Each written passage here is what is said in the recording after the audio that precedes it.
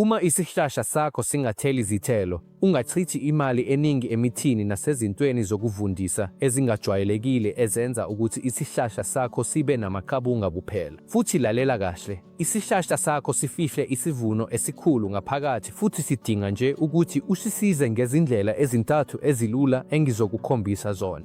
Esikhathini esifushane kakhulu uzobona ukuthi sithela kanjani izithelo ngendlela ongakaze uyibone ngaphambili. Ngakho-ke, lalela ngokucophelela eyokugala. Kulungile, masiqale umsebenzi ngendlela yokugala. Sondela esihlahleni sakho, ume eceleni kwaso ubheke phezulu. Okokuqala, funa amagatsha amasela, lawo akhula aqonde phezulu. Bheka leli enginalo, likhula liqonde esibhakabhakeni. Liqine kakhulu, linamandla futhi linombala oluhlaza omuhle. Kodwa ake ngikutshele okuthile, leli gatsha liyabukhohlisa. Leli gatsha linjengomsele lapho isihlahla sichitha khona wonke amandla nokudla esibukhipha emhlabathini. Uma isihlahla sakho sigcwele lawa magatsha aqondile, khohlwa ngokudla izithelo kule sizini. Isihlahla sisebenzisa wonke amandla aso kuphela ekukhuleni sibe side.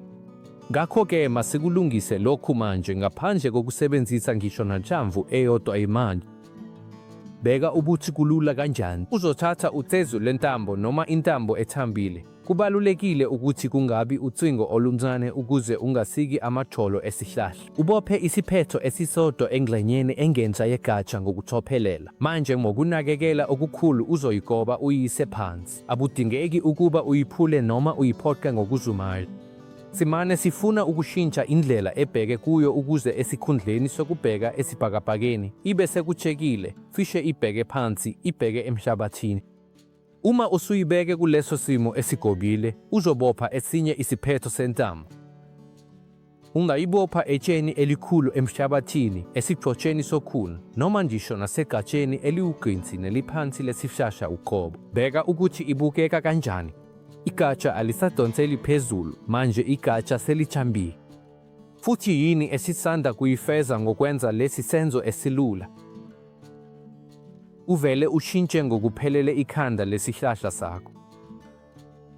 Ijusi namandla esihlahla kufana namanzi akhuphuka ephayipini ngenjundezi ephezulu. Ngokugoba igatsha, ubeke ibhuleki lesandla kulelo jubane.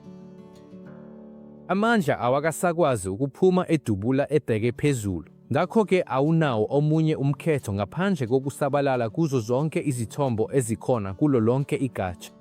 Isihlahla siyabona ukuthi asisakwazi ukukhula kakhulu ukuya phezulu bese sithi, kulungile, manje sekuyisikhathi sokuthela izithelo. Ezinsukwini ezimbalwa nje uzobona ukuthi kuleli naleli qhuzu, esikhundleni sokuthi kuphume izinkuni eziluhlaza, kuqala ukuqhuma izixha zezimbali ngendlela emangalisayo.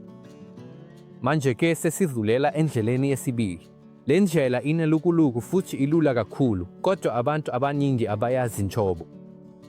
Okwenzeka ezihlahleni eziningi zezithelo ukuthi ziba namavila kakhulu. Uma isihlahla sinenhlabathi ethambile nelula, asizikhathazi ngokusebenza.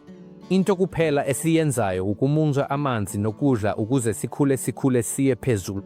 Siba sikhulu, sishe, futhi sigcwele amakhabunga aluhlaza. Kodwa lalela, uma okufunayo ukuba nomthunzi omuhle wokuhlala ngaphansi kwawo ehlobo, lokho kuzoba kuhle kakhulu kuwe. Kodwa uma okufunayo ukugcwalisa amabhakede ngezithelo, ukuba nesihlahla esicabanga kuphela ngokukhipha amakhabunga kuyinkinga ngoba ngeke sikunikeze ngisho ulamula owodwa noma i-apula elilodwa. Ngakho-ke, ukuze uvuse isihlahla futhi usiphoqe ukuba sithele, sizosebenzisa isiphethula esilula noma ithuluzi elincane lokulima ngesandla. Kulokhu, njengoba isesimbizeni, esikwenzayo ukuyifaka ngendlela eyindilinga nxazonke emaphethelweni esimbiza, sithinta nje udonga lwesimbiza. Wenza umkhondo omncane emhlabathini ngendlela eyindilinga, ngaphandle kokusondela kakhulu esigwini. Ngale ndlela, futhi uma unesihlahla esitshalwe ngqo emhlabathini noma engadini, kwenziwa ngendlela efanayo ngamashi. Kodwa esikhundleni sesipatula usebenzisa ifotsholo engadi evamile bese umba izikhathi ezintathu noma ezine nxazonke. ibanga elingangesandla esisodwa noma ezimbili ukusuka esiqwini. Kodwa-ke, qaphela kakhulu ukuthi ungeqisi. Akukhona ukuthi kufanele ukhuphule wonke umhlabathi osesimbizeni noma ukhiphe impande ukuze ulimaze izimpande ezinkulu ezibambe isihlahla. Sifuna nje ukudlulisa ispatula emaphethelweni ukuze sinqume kancane izimpande ezincane kakhulu ezingaphezulu. Ukudlulisa okumbalwa okuhlanzekile emaphethelweni esimbiza bese kuphelile, ngaphandle kokulimaza lutho. Futhi kungani leli qhinga elilula kangaka lisebenza? Ngoba ngokunquma kancane lezo zimpande ezingaphezulu, usethusa kancane isihlahla sikalamula. Isitshalo sizwa ukuthintwa ezimpandeni bese sisabela ngokushesha. Siyayeka ukuchitha isikhathi ngokumane sikhiphe amaqabumba. Siyesisa ijubane ekukhuleni kwezinkuni, bese sigxilisa wonke amandla aso ekukhipheni izimbali. Kodwa qaphela, lalelisisa lokhu engizokutshela khona manje, ngoba yimfihlo ebaluleke kakhulu kunazo zonke. Lezi zindlela zifakazelwe kakhulu futhi sekuyisikhathi eside zenziwa. Kodwa kufanele uzenze inyanga eyodwa ngaphambi kwesikhathi semvelo sokuqhakaza, ekupheleni kobusika noma ekuqaleni kwentwasahlobo, kuye ngendawo okuya.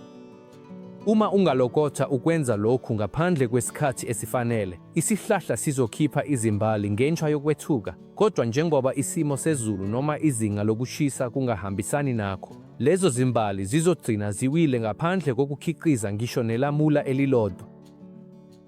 Kwenze inyanga eyodwa ngaphambi kwesikhathi saso futhi uzobona ukuthi leyo mbali ibambelela kanjani ngamandla futhi iphenduke isivuno esikhulu. Manje ake siqhubeke nendlela yesithathu neyokugcina. Le ndlela siyibiza ngokuthi ukukhohlisa ngamanzi futhi ingenye amaqhinga ahlakaniphe kakhulu ongawasebenzisa kungaba embizeni noma uma unesihlahla esitshalwe engadini. Uyabona, uma sinisela isihlahla ngokujwayelekile, sisithela amanzi kancane nsuku zonke ngaphandle kokwehluleka, isihlahla sizizwa sisesimweni sokunethezeka ngokuphelele. Asisijahi isidingo sokuzala noma sokuthela izithelo ngoba siyazi ukuthi amanzi ngeke asiswele. Ngale ndlela, esizokwenza ukuphazamisa indlela esijwayele ukusebenza ngayo ngokuphelele ukuze sisiphoqe ukuba sithathe isinyathelo. Futhi sizokwenza kanjani lokho? Kulula kakhulu. Uzoyeka ukusinisela ngokuphelele izinsuku ezimbalwa. Uzobe usisibheka nsuku zonke. Uma ubona ukuthi umhlabathi womile nokuthi amaqabunga alashekelwa kancane yilokho kucwebezela kwawo okukhulu noma ayashwabana kancane ngaphakathi, qaphela, kancane nje, ungavumeli isitshalo ukuba sishise noma amaqabunga aso avuthuluke. Yilapho-ke esingenelela khona. Ngaleso sikhathi kanye, uzosinisa kakhulu ngesikhathi sinye. Thela ibhakede elidwele amanzi phansi esisekelweni ukuze umhlabathi umanze wonke.